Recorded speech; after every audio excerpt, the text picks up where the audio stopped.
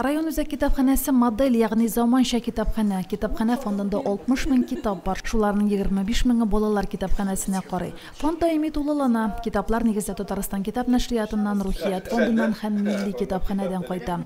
Айрым кешеләр дә китапханә фондын байыту өчен китаплар бүләк итә. Шуларның берсе Рамил Әхтәмов китапханәгә фантастик әсәрләр тупланган 200 китап тапшырды. Өткән елны үзебезнең районыбызның кураторы Ригел Хәләф безгә 2000-нан артык китап бүләк итте. Быел инде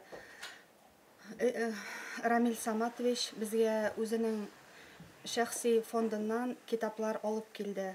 Китапханә фонды грант хисабына да тулылана. Быел үзәк китапханә 3 миллион сумлык грант тотты. Шуның 1 миллион сумы китаплар алу өчен тотылды. 1 миллионга җиһазлар, тагын 1 миллионга интерактив җиһазлар алынган. Интерактив җиһазлар балаларны китапханәгә тарту өчен кулланыла.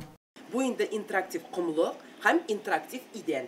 Бу менә шушы проектор ярдәмендә идәнгә һәм кумлыкка төрле уеннар проецировать итә дип әйтим инде. Планшет ярдәмендә шушы уеннарны сойлап алып була. Монда уеннарның түрі бик күп һәм юл кагыйдәләре буенча уеннар бик күп, табигать күренешләре буенча уеннар бик күп, тарих уеннары бар.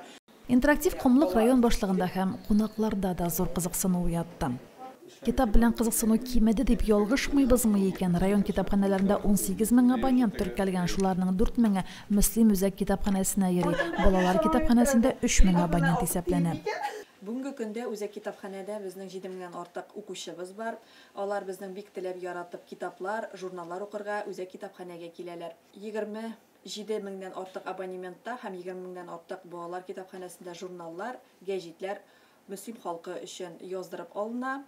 Китаплар кайтарганда халыкның нәрсә белән кызыксынуын да исәпкә алабыз, диләр китапханәчеләр. Яшьләрнең соравын истә тотып, грант акчасына психология турында китаплар кайтарганнар, фотозоналар ясаганнар.